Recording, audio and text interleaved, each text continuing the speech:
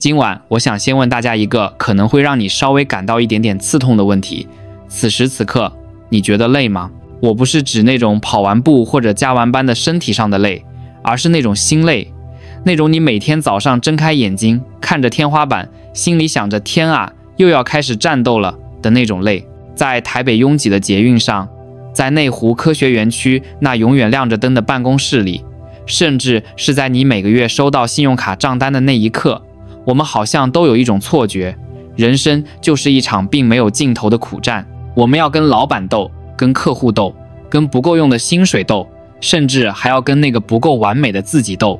我們咬緊牙關，信奉着愛拼才會贏，相信只有流血流汗才能換來一點點安穩。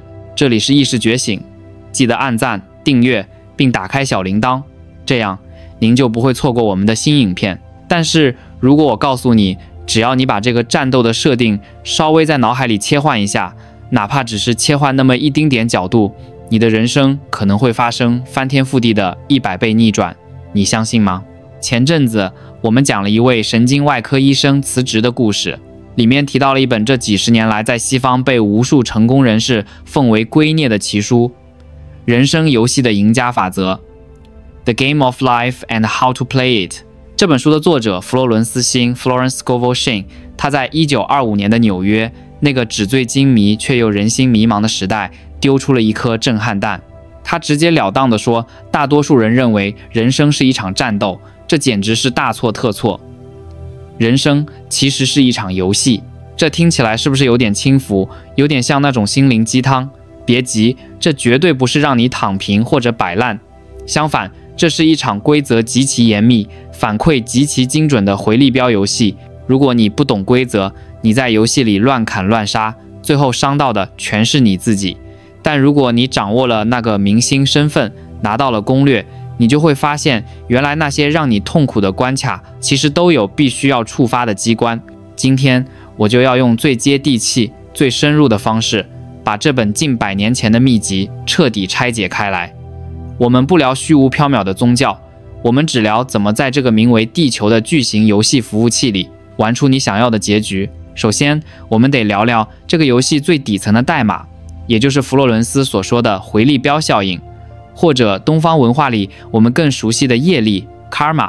我知道提到業力，很多現代人會覺得這是迷信，是恐嚇，但佛羅倫斯把它解釋得非常科學，非常物理學。這其實就是牛頓第3定律在靈性層面的應用，作用力等於反作用力。書裡記錄了一個非常精彩的案例，發生在他的一位朋友身上。這位朋友是個很有修養的男士，但他有一個非常嚴重的困擾，就是他的姑媽。你知道那種長輩嗎？心地不壞，但哪怕是一頓簡單的晚餐，他也能嘮嘮叨叨說個沒完，從菜價漲了2塊錢，一直說到隔壁鄰居的狗為什麼半夜叫。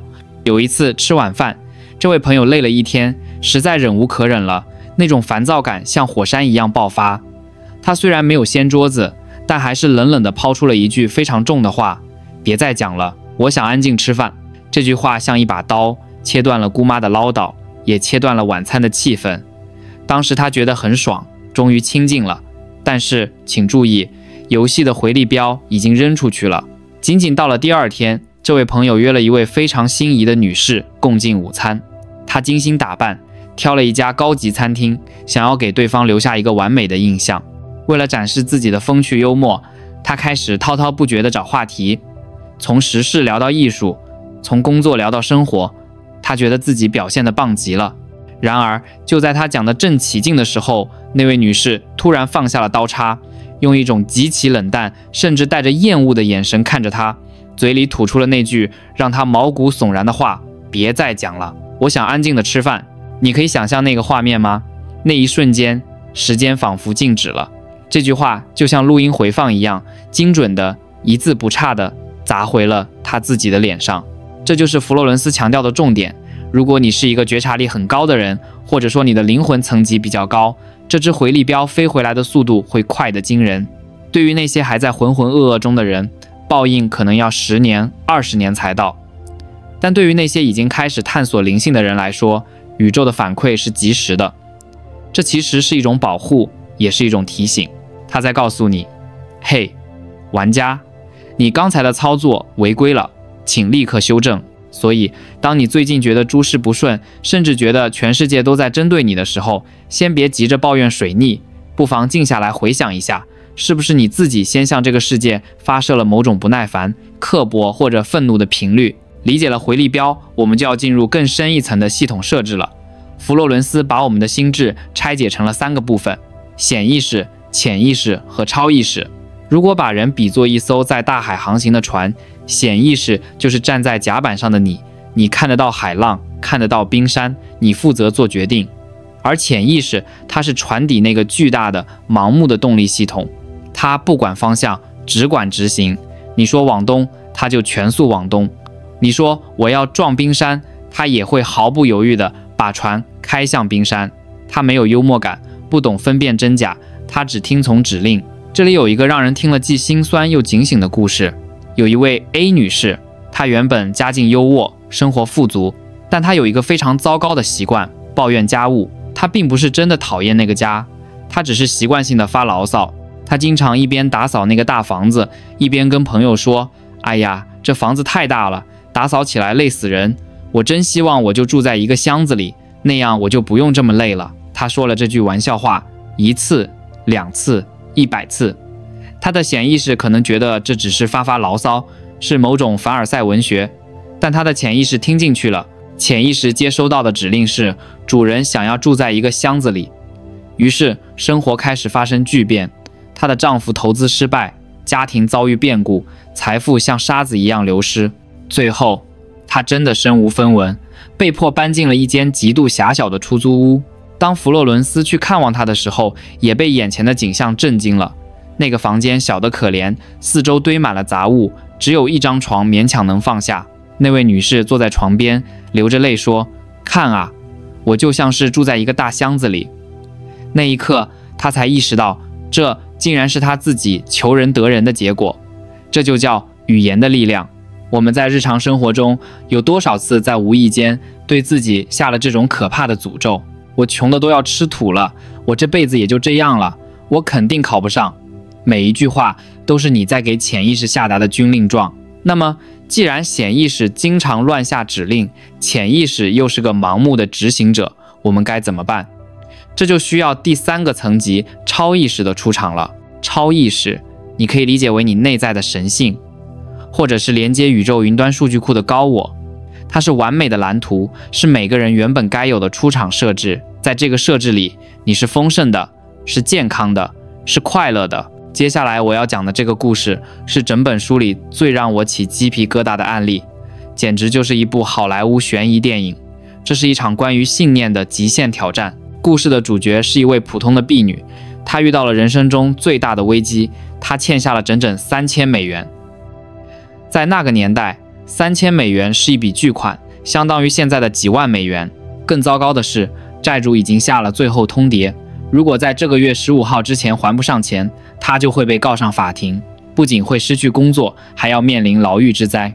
他絕望了，像沒頭蒼蠅一樣到處借錢，但處處碰壁。最後，他找到了佛羅倫斯。他原本指望這位心靈導師能借他錢，或者給他介紹個好工作。但佛羅倫斯看着驚慌失措的他，沒有立刻談錢，而是做了一件奇怪的事。他說：“我們先不談怎麼籌錢，我們先來看見錢。”佛羅倫斯帶着他一起祈禱，設定了一個非常具體的信念：這3000美元已經在宇宙的某個角落打包好了，它會在正確的時間，以正確的方式來到你的手中。然後他讓婢女回家，什麼都不要做，只是靜靜的等待，並且要像一個已經拿到錢的人那樣去生活。這聽起來太瘋狂了，對吧？明天就要被抓去坐牢了，你讓我回家坐着。時間一天天過去，12號、13號、14號，錢連個影子都沒有。婢女的心理防線快要崩潰了。到了15號那一天，也就是最後的死線，依然沒有任何消息。婢女心急如焚地給佛羅倫斯打電話，聲音都在顫抖。完了，一切都完了，今天就是最後期限，我要被起訴了。佛羅倫斯在電話那頭，語氣平靜得像是一壺淨水。他說了一句非常關鍵的話：“親愛的，今天是星期六，你想想，法院周末不上班，沒有人會在星期六起訴你，你還有時間。這句話像一針鎮定劑。緊接着，佛羅倫斯提出了一個更大膽的要求，既然今天沒事，那我們就當作慶祝。你要表現得好，像那筆錢已經到手了一樣，我們去吃頓好的。於是，兩個女人走進了一家高檔餐廳，婢女摸着乾瘪的錢包，手心裡全是汗。但佛羅倫斯鼓勵她點最貴的菜，享受最好的服務。在那一頓飯的時間裡，婢女強迫自己忘掉恐懼，她開始想象那3000美元真的就在口袋裡，那種如釋重負的感覺慢慢湧上來。就在他們吃完飯走出餐廳的時候，奇蹟並沒有立刻發生，沒有天上掉下來的錢袋子。但是第二天早上，也就是星期日的早晨，婢女的表哥突然造訪。這位表哥平時跟他來往並不多，兩人坐在客廳裡，有一搭沒一搭地聊了1個多小時家常。婢女心裡其實急得像熱鍋上的螞蟻，因為周一早上法院就要開門了。就在表哥起身準備離開，手都已經搭在門把手上的時候，他突然隨口問了一句：對了，你最近過得怎麼樣？財務上還寬裕嗎？這就是那個機關被觸發的瞬間。婢女沒有隱瞞，也沒有哭訴，只是如實地說出了自己的困境。表哥聽完，沉默了幾秒鐘，然後說：我有錢，我可以借給你3000美元。婢女差點就要跪下來感謝上帝了，但緊接着表哥又說了一句：但我現在手頭現金不夠，要等到下個月初才能給你。這簡直是過山車，下個月明天就要被起訴了，下個月黃花菜都涼了。換做一般人，這時候心態肯定崩了，覺得這就是命運在開殘酷的玩笑。但經歷了前一天的訓練，婢女的內在發生了一些變化。那天晚上，她沒有失眠，沒有恐懼。她告訴自己，既然宇宙讓表哥出現了，這筆錢就一定會在正確的時間出現。我不看表象，我只看結果。周一早上，電話鈴響了，是表哥打來的。他在電話裡說：真是奇怪，我昨天回去後怎麼想都不放心，所以我今早臨時改變了主意，我想辦法調了一筆現金，你現在立刻到我的辦公室來拿錢。就在法院立案的前一刻，這筆錢準時到位，危機解除。聽完這個故事，你有什麼感覺？是不是覺得太巧了？但佛羅倫斯告訴我們，要透過現象看本質。為什麼很多人求神拜佛，拼命努力，卻得不到想要的結果？因為他們都在給失敗留後路。當你一邊祈求成功，一邊在腦子裡盤算，萬一失敗了，我該怎麼借錢？萬一輸了，我該怎麼跑路的時候，你其實是在向潛意識發送雙重指令。潛意識會困惑，你到底是要成功，還是要準備失敗？通常，恐懼的能量比希望的能量大，所以潛意識會執行那個萬一失敗的指令。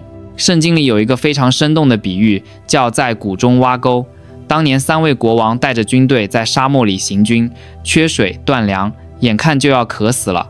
先知以利沙告訴他們，你們要在這山谷裡挖滿溝渠，雖然你們看不見風，也看不見雨，但這谷必滿了水。這就是信心的極致考驗。在烈日當空，一滴雨都沒有的沙漠裡挖溝，這不是瘋了嗎？但這正是宇宙法則的精髓。你要先為你要的東西準備好容器。你想要豐盛，就要先把裝豐盛的管道疏通好。如果你連溝都不挖，就算天上降下大雨，水也會流走，你依然什麼都得不到。再來講講那個關於直覺的故事，這可能更貼近我們很多在外打拼的朋友的心聲。那是一個炎熱的夏天，一位滿臉愁容的女士找到了佛羅倫斯，我們叫她 C 女士。C 女士當时的處境可以說是絕境，她全身上下只剩下8美元。在這個繁華冷漠的紐約大都市，8美元連2天的飯錢都不夠。她非常迷茫，理性告訴她，你必須留在紐約，這裡機會多，你得趕緊找份工作，哪怕是洗盤子也要活下去。但她的內心深處總有一個微弱的聲音在說，回家吧，回老家去。但這太不合邏輯了，回家的車票就要花掉幾乎所有的錢，如果回去了卻沒發展，豈不是死路一條？佛羅倫斯看着他，問了一個問題：你現在直覺最想讓你做什麼？ C 女士說：我想回家。佛羅倫斯斬釘截鐵地說：那就回家，永遠不要違背你的直覺。這8美元就是宇宙給你的路費，它是種子，不是最後的晚餐。帶着一種孤注一擲的決絕 ，C 女士買了車票。當她坐上火車，看着窗外倒退的風景，她心裡的恐懼慢慢消散了，取而代之的是一種回家的安寧。當她真的回到老家，奇蹟發生了。她在街上偶遇了一位多年未見的老朋友。這位朋友不僅熱情地接待了她，還給她提供了一個至關重要的機會。透過這個機會，她獲得了一筆數千美元的收入。這筆錢不僅解決了他的生存問題，還成了他後來翻身的資本。你看，邏輯往往是基於過去的經驗和恐懼，而直覺才是連接未來的導航。我們現代人太依賴大腦的分析了，我們分析利弊，分析風險，分析到最後往往是寸步難行。而真正的贏家，往往是那些敢於在關鍵時刻關掉大腦的噪音，聽從那個細微聲音的人。但是我也知道，要做到聽從直覺，保持信心，最難的一關是什麼？是恐懼，是我們潛意識裡那些根深蒂固的懷疑。我們會想，萬一不行呢？萬一我是那個倒霉蛋呢？佛羅倫斯給出了一個非常實用的技巧，叫做把重擔交出去。他用了一個非常物理學的比喻，在大自然裡，只有受地心引力影響的東西才有重量。如果你把一塊幾噸重的巨石帶到外太空，它就漂浮起来了，輕如鴻毛。我們心裡的重擔也是一樣，如果你用你的小我，用你有限的潛意識去扛，那真的是千斤重擔壓死人，因為你的潛意識充滿了恐懼和焦慮。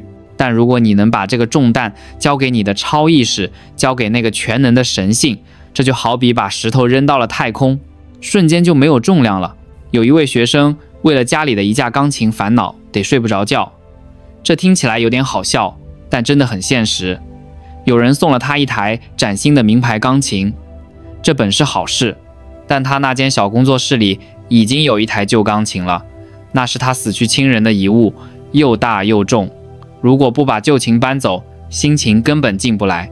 他陷入了兩難，扔了捨不得，也沒地方放。不扔，新琴馬上就要送貨上門了。他在那裡糾結、焦慮，甚至開始抱怨那個送新琴的朋友為什麼要給他找麻煩。直到最後關頭，他突然想起了佛羅倫斯的話，他閉上眼睛，深吸一口氣，說：“我不扛了，我把這個舊鋼琴的重擔交給宇宙，無論結果如何，我都接受。”就在他放下那個念頭的幾分鐘後，電話響了。一位很久沒聯繫的朋友問他：“哎，我最近想租個鋼琴練練手，你那有沒有閒置的舊琴？你能想象那種全身毛孔都舒展開的感覺嗎？”就在新琴搬運工敲門的那一刻，舊琴剛好被朋友搬走，這簡直是無縫銜接的完美。這就是不抗拒法則的威力。當你不再跟現實較勁，不再試圖用蠻力去控制每一個細節，而是選擇信任和流動的時候，事情往往會以一種你大腦絕對想不出來的完美方案得到解決。這就引出了中國古老智慧裡的那句話：上善若水。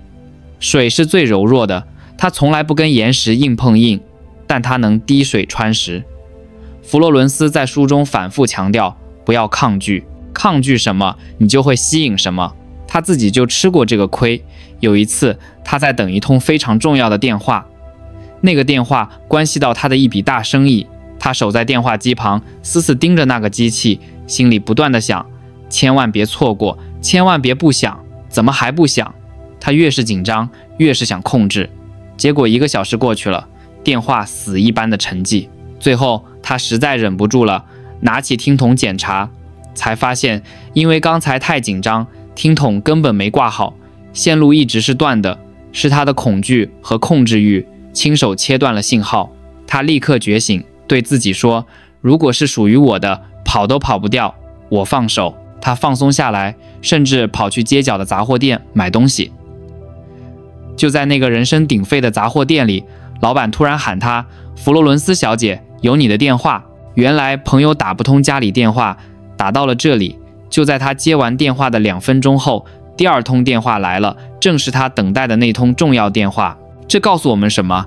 當你緊緊抓着沙子的時候，沙子流得最快；當你攤開手掌，你擁有了整個世界。最後，我想聊聊大家最關心的金錢與財富的法則。在人生遊戲的贏家法則裡，財富不僅僅是數字，它是一種能量，是一種流通。書裡對比了2個極端的案例，簡直就是財富觀的教科書。一位是易女士，在感恩節這個本該充滿感激和分享的節日裡，她對家人撒謊說，今年我沒錢，沒辦法準備豐盛的晚餐了。其實她兜裡有錢，她只是想省下來，出於一種匱乏的恐懼，她覺得錢花出去就沒了。結果呢，僅僅幾天後，小偷偷光了她家裡藏着的那筆錢，那個金額剛好等於一頓豪華感恩節晚餐的開銷。宇宙是很幽默的，既然你宣稱自己沒錢，那我就幫你實現這個願望，把你的錢拿走。反觀另一位學生，他帶着小外甥逛街，孩子看中了一個玩具，吵着要買，他下意識地摸摸口袋，想說我們買不起，但話到嘴邊，他吞了回去。他意識到這又是在向潛意識下達貧窮的指令，於是他改口說好，我們買。他不是盲目揮霍，而是帶着一種我相信我的財富會源源不斷的信念，買下了那個玩具。神奇的事情發生在回家的路上，他在馬路邊撿到了錢，那個金額跟那個玩具的價格一分不差。這並不是鼓勵大家去亂花錢，而是要大家檢視自己花錢時的心態。你是帶着恐懼、心疼、匱乏感在花錢，還是帶着感激、信任、豐盛感在讓金錢流動？吝嗇的人往往會失去更多，而慷慨且有智慧的人，財富總是會從意想不到的地方流回來。朋友們，聽完這些故事，你有沒有發現，其實人生這場遊戲真的沒有我們想象的那麼複雜？它的規則簡單到只有幾個詞：信心、不抗拒、愛、寬恕。我們每個人其實都是帶着通關攻略來到這個世界的，只是在成長的過程中，被社會的噪音、被長輩的恐懼、被自己的邏輯給掩蓋了。我們忘記了自己也是這遊戲裡的 VIP 玩家，忘記了我們隨時可以調用那個名為奇蹟的隱藏技能。把你的人生看作一場大型的 RPG 遊戲吧。現在的困難不過是一個難打的 BOSS。如果你被打倒了，別急着退出遊戲，也別坐在地上哭，檢查一下你的裝備、信念，調整一下你的策略、直覺。